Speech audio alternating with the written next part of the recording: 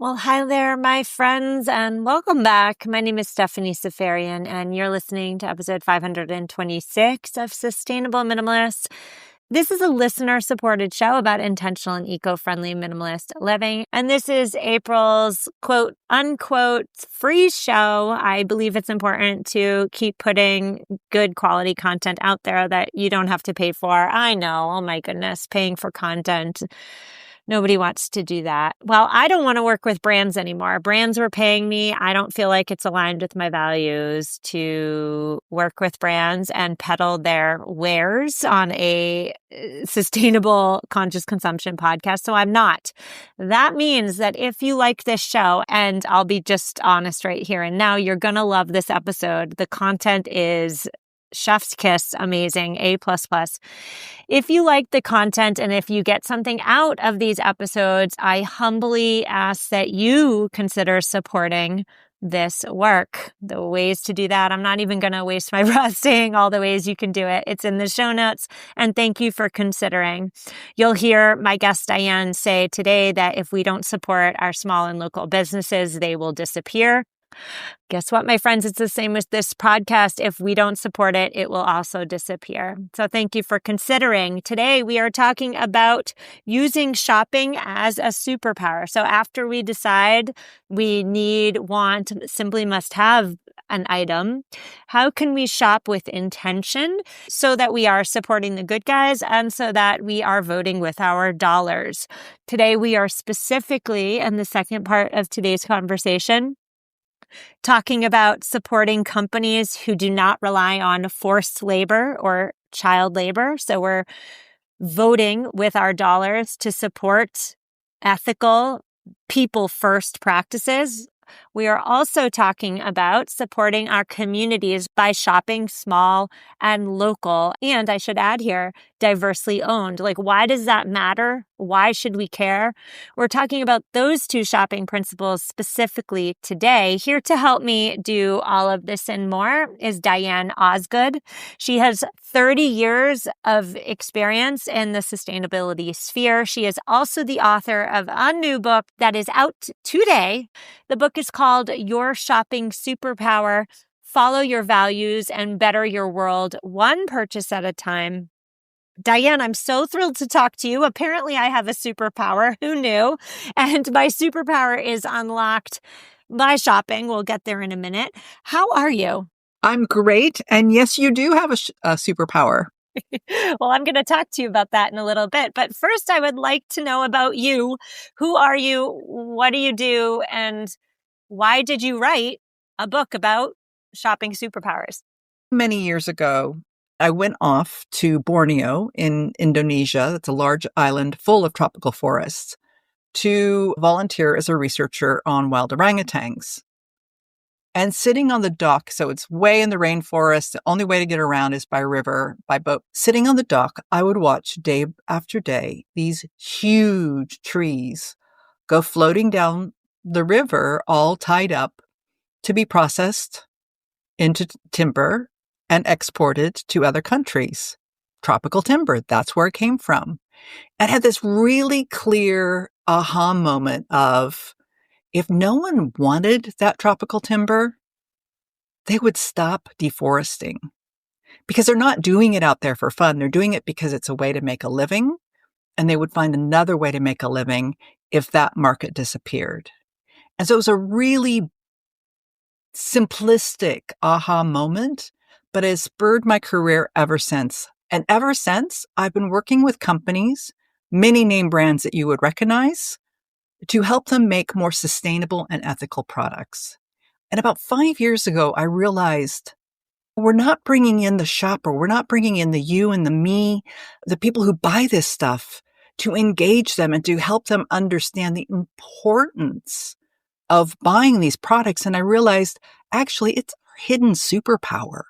We as consumers get to choose what products align with our values.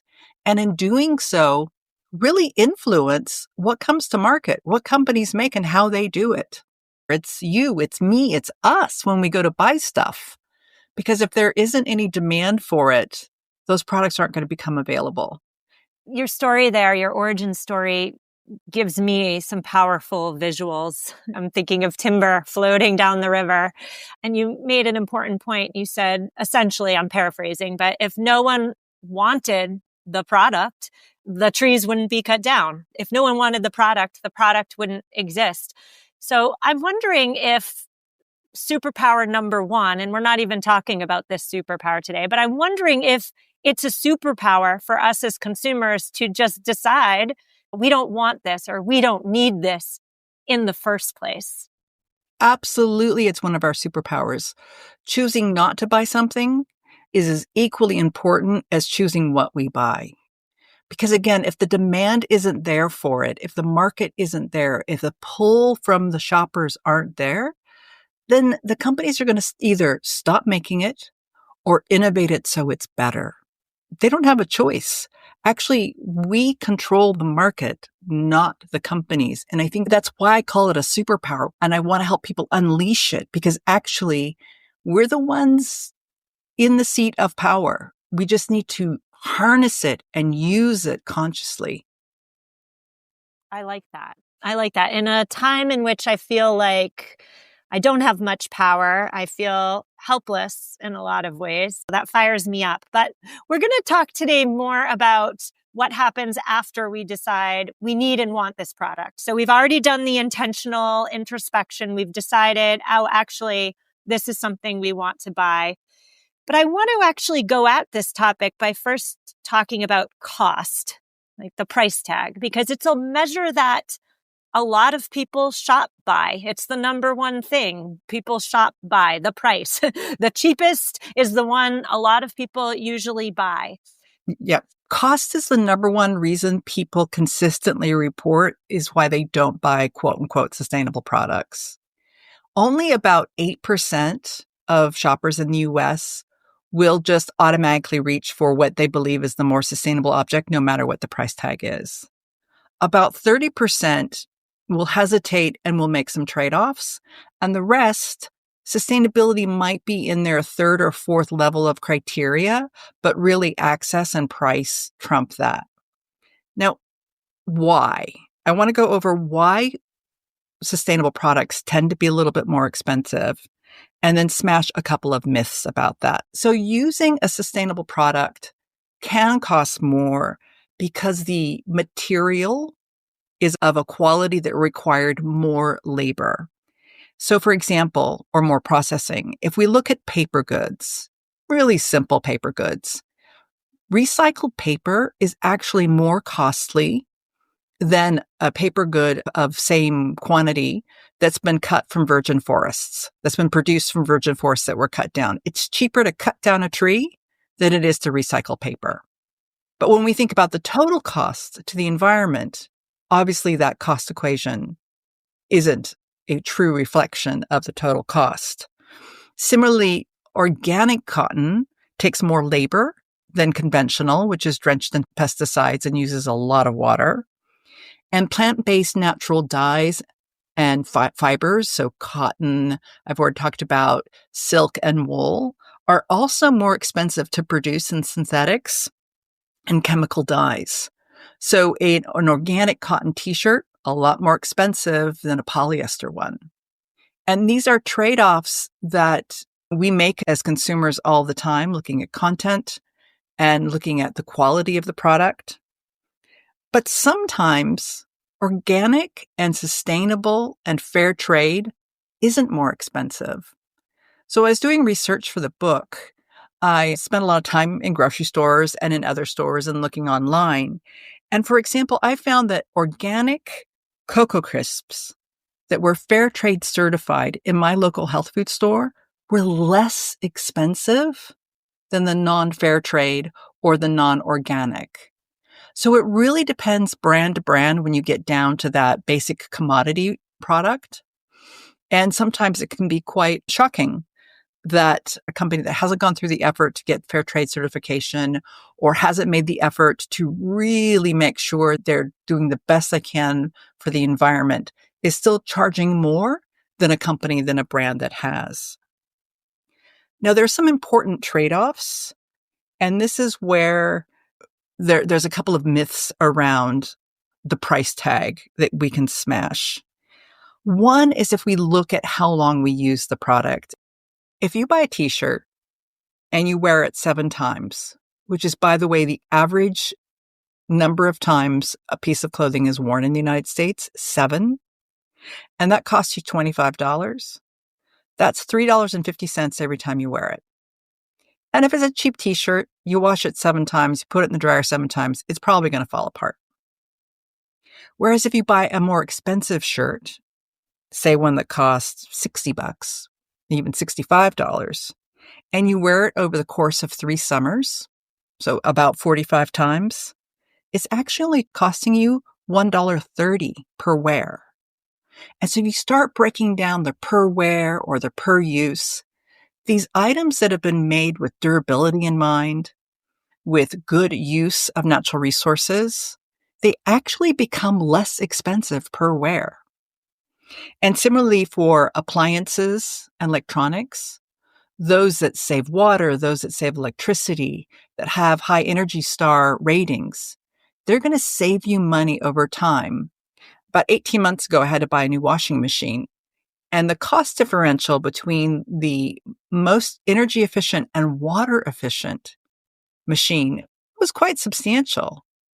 But when I did the math, when I sat down and I looked at the cost of water, and particularly living in a drought-prone area, and electricity, I realized that within 4 years, I would be saving in water and electricity bills more than enough to pay the difference in the price of the machine. Now, I'm in a place in my life where I can afford that upfront capital to get the payback over time. And I appreciate that not everybody is. So it's a basic myth that it's always more expensive. Sometimes it isn't. And shifting our mindset about how we make that calculation to a per use or a lifetime use is a great way to get around it. To that point, I think about how, I have this podcast. I try and live the values that I preach. However, sometimes life gets hectic. I don't have the time to do the research or do the cost per wear, or I don't have the opportunity to insert a pause. I don't have the time, effort, or energy to do all the things that I preach on this podcast with regard to conscious consumerism. I feel the pull sometimes, let's say, to resort to just going to Amazon, buying the cheapest thing, and moving on, just forgetting about it. Absolutely. Hallelujah. We all do. We are busy people, overtaxed, and we have habits that are hard to break. So I have a couple of principles around this. And one is progress, not perfection. There's no perfect product out there and there's no perfect shopper out there. So just look at the progress you make. Look, I travel a lot. If I'm in an airport and want a cup of coffee and my favorite fair trade organic brand isn't available, I'm not going to go without my coffee. I'm going to make the best choice given what I know and pick up a cup of coffee. And I'm just going to focus on the progress and I'm not going to beat myself up. It's about progress. It's about sending signals that are viable for my life, but I'm not going to ding myself and feel discouraged and depressed because I haven't been perfect as a shopper. So progress, not perfection. The second principle I have is one switch a week. Don't go out and try to change everything. Just choose one thing. Start with something that's low cost. So a commodity like chocolate, cocoa, coffee, tea, sugar. These are products that even if there were a 20 or 30 or 40% price increase, if you're going to choose to buy a chocolate bar that's made an environmentally and fair trade way, that price differential on a couple dollar chocolate bar or a $5 chocolate bar even is less than $1. Start with one issue, one switch a week, and then do the next switch the following week. Don't try to boil the ocean, try to make all the switches in one. Where to start? What tugs at your heart the most? Is it the idea of child labor? Is it the idea of someone working in an unsafe environment to stitch my clothes? Or is it an overarching ache for the environment for the concerns about climate change and your distaste for unnecessary deforestation? Or do you really want a thriving community and you want your local businesses to thrive? Choose one of these things and then start making your changes once a week. Because it's very hard to optimize more than one topic at a time. Sure, sometimes you can choose products that are great for the environment and are made in a way that really takes care of workers and are bought locally, but don't start there. Start with, I care most right now, today, about the environment and waste. So therefore, this week, I'm not going to buy fast fashion. I'm going to buy a t-shirt that's durable, that I'm going to wear for 3 summers in a row, and make sure that at its end of life, it does not end up in a waste heap. Next week, I'll pick up something else. This is really about aligning your actions with your values. And this is why it also makes, in my life at least, it makes me happier and more content. And it also changes my relationship with what I bought, because it's a reflection of the world I value and the type of world I want. Yeah, I feel the same. I try my hardest to buy with intention. And when I do, when I put time and effort and energy and sometimes, frankly, maybe a little bit more money into a purchase, the thing that I end up buying, let's just use the example of the t-shirt because we've talked about t-shirts here or there, but I take care of it more. I love on it harder. I just care about it more. So something in your book, Diane, that really I loved everything about it was when you suggested we talk back to the story. So like we all have the devil in our minds. I do. Maybe some of us don't, but I got the devil. And the devil tries to thwart my conscious consumption practices. So if it's okay with you, I'm going to read the stories that you put in your book and you're going to be I'll be the devil, you be the angel. Is that okay with you? Sounds fun. Okay. All right. So the first story the devil tells me all the time is, nobody will notice.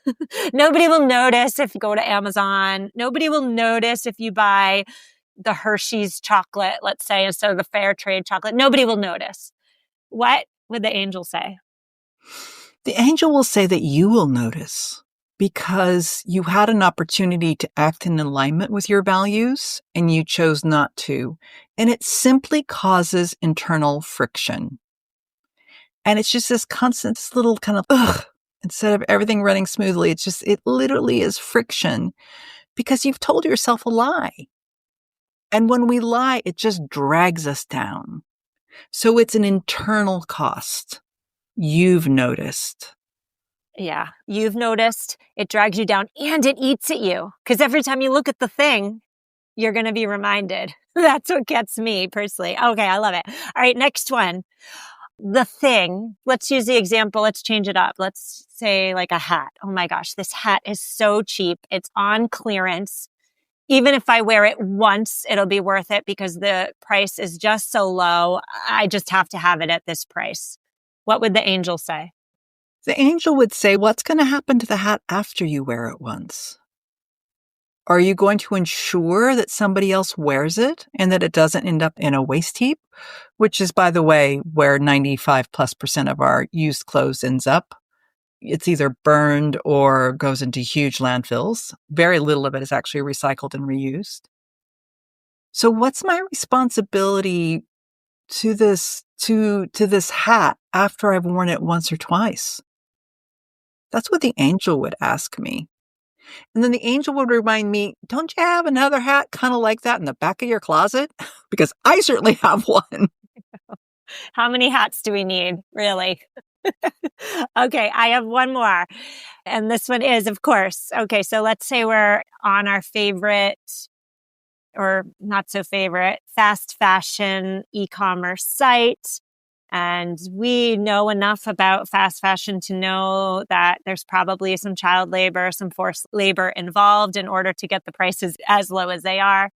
What would you say when the devil says to me, at least the people who work in those factories have a job, even if it's dangerous, even if it's poorly paid, even if they're making cents to the hour, like at least they're making something. What would you say to that? The angel would say, I hear that a lot. And here's the thing. Exploitation is exploitation. It's never a reason to support that type of production.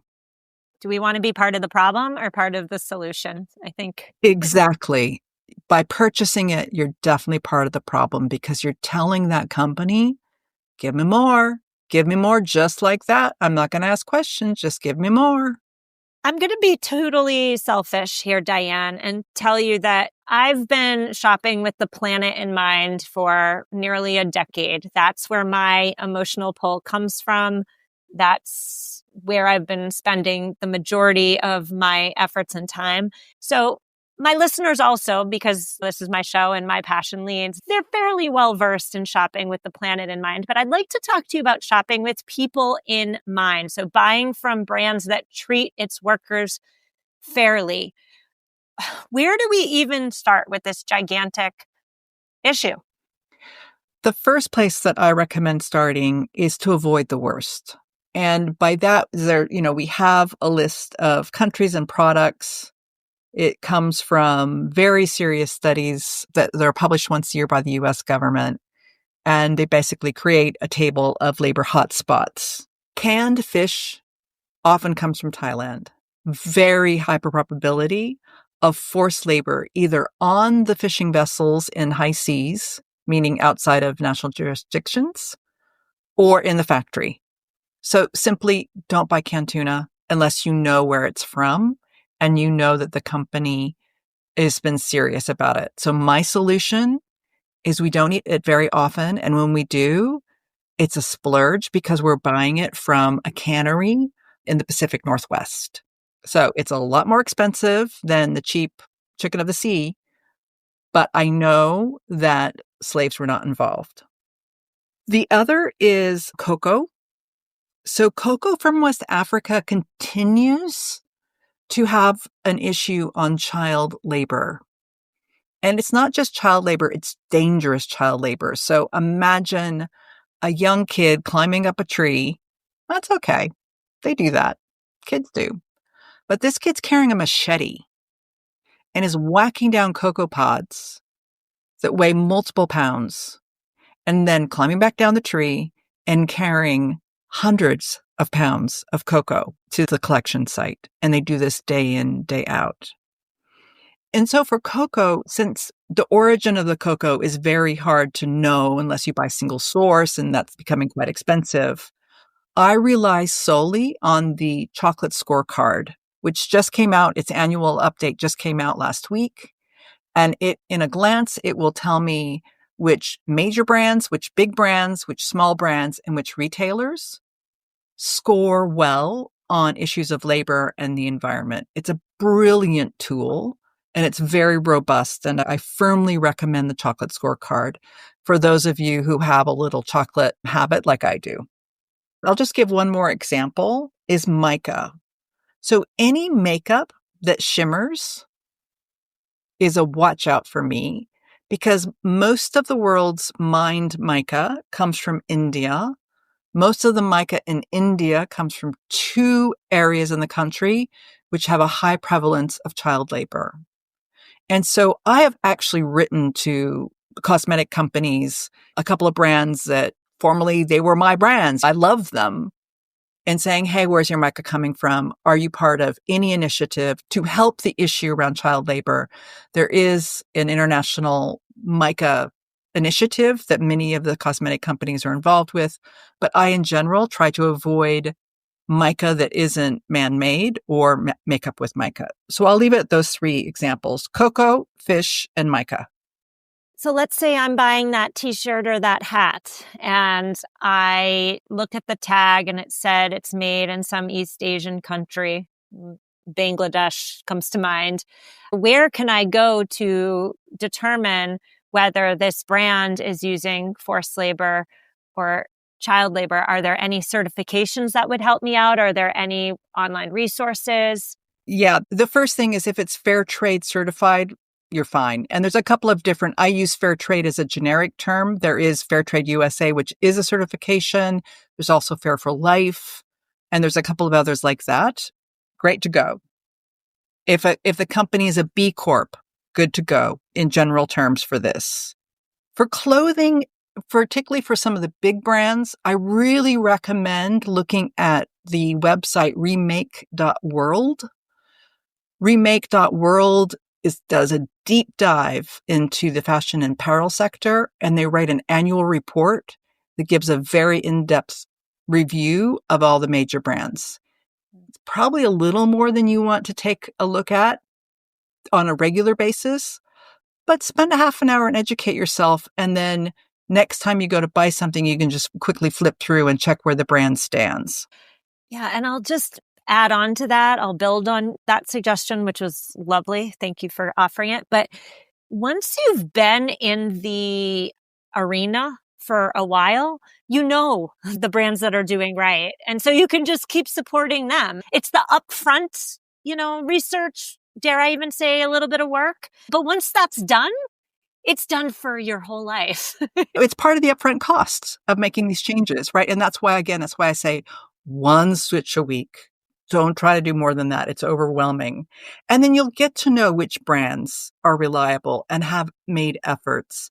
Then you can rely on platforms like Good On You, Remakes Research, Fair Trade. It's not a perfect proxy, but anything that's organic has probably been made in a way they've made the investment in organic. So they've probably also made the investment to making sure that the workers are taken care of. Again, not the same thing, but a decent proxy. I, in general, avoid cotton from products made in Asia because cotton from China has a very high prevalence of slavery. And so actually imported cotton from China is illegal in the United States for this reason. And it comes to us through production in Bangladesh, through production in Vietnam. So I'm pretty leery of that if I don't know exactly where the cotton's from. There is a wonderful mark you can look for called the U.S. Cotton Protocol, which verifies that the cotton in the product is 100% from the U.S. That's helpful. This is an area that I need to start dipping a toe into, and you've given me a lot of great roadmaps to do so.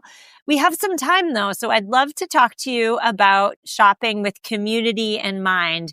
You say that when we buy local, and even better, if we can, from businesses with diverse ownership, we will, and I quote, gradually chip away at systemic inequality. Wow, that is it's a bit of a big statement. Sign me up. But how can just shopping locally, shopping from businesses with diverse ownership, how can doing that chip away at something that's been around since the beginning of our nation, which is, of course, systemic inequality?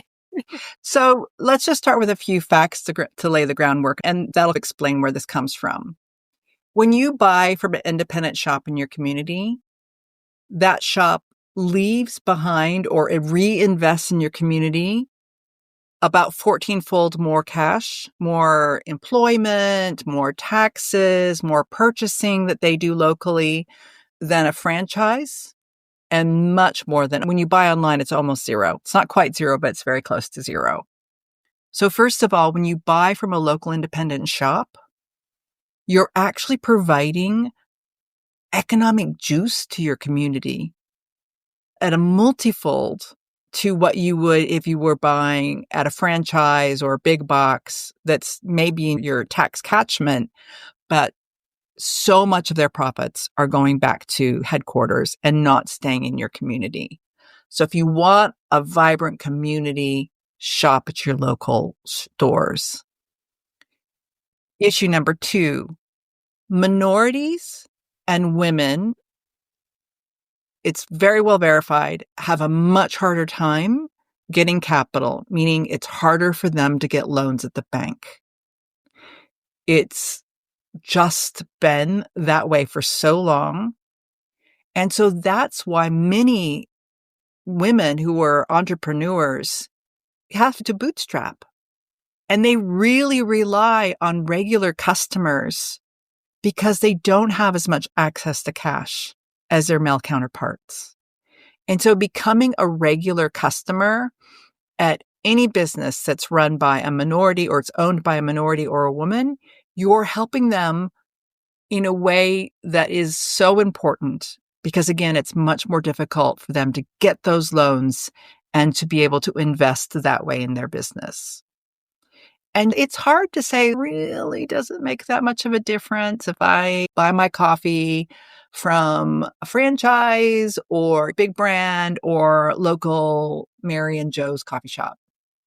If you go to local Mary and Joe's coffee shop, they need 20 customers an hour to break even. This is really rough statistics, but these are verified. What is an average coffee shop? That, of course, all comes to question. But anyway, that caveat aside, you're 5% of their morning business that they need. You have an immediate impact on their business if you become a regular at Mary and Joe's. And the big franchises, they run at a different model and at different volumes.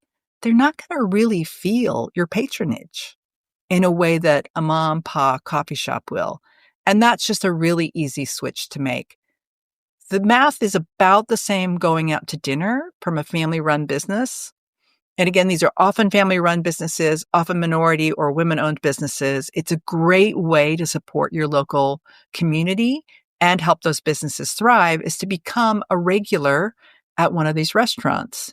So if you bring a table to 5 a couple of nights a month, you're really making an impact on their bottom line. So you can quite quickly have an impact and feel like, hey, I'm actually invested in my community and I'm very slowly helping chip away at these inequalities because with my regular business, their cash flow is going to be better. Your story there makes me think about my favorite Indian restaurant in my town. So there's this mom and pop Indian restaurant, and then I wouldn't say it's a chain, but it's more of a conglomerate with better prices, perhaps. And this mom and pop Indian restaurant, a staple in our town, has been around since I've lived there for a decade. And all of a sudden, it decided it was closing shop. People were so upset. And the owner said, "Why are you so upset? None of you are coming here. You're all going to the other one, the other Indian restaurant." That just makes me think about how if we're not supporting these businesses, whether they're restaurants, whether they're clothing stores, whether they're bookshops, whatever they are, if we're not supporting the local and small, they're not going to stick around. And if they don't stick around, the fabric of our community, the thing that makes our town, our neighborhood beautiful and vibrant and unique, and dare I even say kitschy, like those things are going to go. And what's going to come in is the big box stores. And the franchises. So here's a touchy-feely way, but this is authentically how I experience these types of businesses. So I'm a farmer's market advocate, and I buy my bread from a guy named Doug. When I hand him my money, I'm actually saying you're welcome because he is thanking me by selling me the bread for allowing him to continue to do what he loves to do and he's gifted at doing. If I and others didn't continue to buy from Doug, he wouldn't be able to pursue his passion. And so when I buy from him, he's thanking me by having made the bread, and I'm saying you're welcome by paying him. It's a bit of a twist, but I really feel that connection. And I think that's what drives my sense of happiness and connection to what I buy when I do it fully with my values. That just hits the nail on the head, right? What makes a community so vibrant? A vibrant community is one in which everybody gets to hone their unique skills, whether it's making bread or making art or writing or whatever it is, right? And they're making a livelihood off of it. So for you to be able to say you're welcome to Doug, like I think about Wonder Bread or insert your Pepperidge Farm or whatever, like you're not going to say you're welcome when you buy those breads. And they're certainly not going to say thank you. Right, because it's made on such a different scale. It's providing jobs, but it's not enabling passion and I think creativity and the best of the individual to come out. Yeah. And maybe passion is not revered in a capitalist society, but we all know, everybody listening knows that like passion means something. When you when you do something with passion, that should be supported. Oh, wow. So what a conversation, Diane. I want to talk more about your book, which I read from cover to cover, and I loved it. Where can we find it, and where can we learn more about you? The book comes out April 22nd. You can find it wherever you buy books. I recommend calling your local independent bookstore and saying, hey, can you order me a copy? I'll pick it up at the end of the week. If you would like to buy it online, bookshop.org is a nonprofit that supports independent bookstores. So the commission that would normally go to a physical bookstore is shared amongst the bookstores that are members of bookshop.org. Or you can also nominate a shop to get your commission. So that's a great online option for those who want to support indie bookstores, but don't have one around the corner. Diane, I want to thank you not only for writing a great book, but also for coming on this show. I enjoyed every second of talking to you, and I personally learned a lot. So to me, that is the marker of a great interview. Thank you so much. You are so welcome. It's been a pleasure. There you have it, my friends. Show notes at mamaminimalist.com/526. Thanks for being here. Thanks for considering to support this work. If you need me, you can always reach out to me. Emails in the show notes, social media's in the show notes.